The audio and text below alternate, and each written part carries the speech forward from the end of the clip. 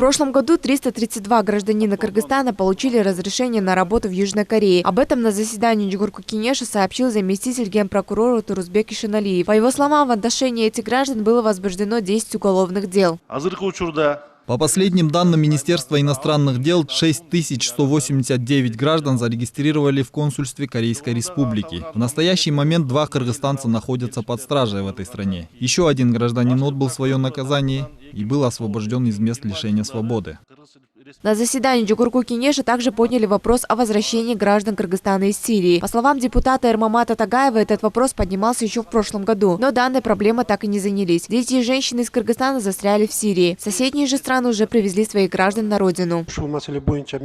Я поднимал этот вопрос еще в 2019 году. Из Казахстана и других соседних стран привозили граждан на родину, а в Кыргызстан ни одного гражданина не привезли. Этим вопросом собирались заняться еще в 2020 году.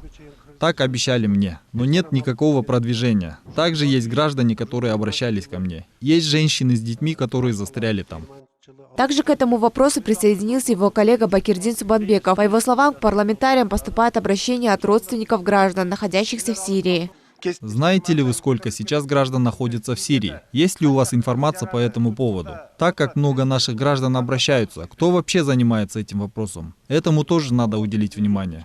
Сейчас идут работы. Этими вопросами занимаются МВД и ГКНБ. У этих двух органов есть информация. Мы работаем по каждому заявлению. Но так как нет пока соглашения о ратификации из-за политической ситуации, есть затруднения.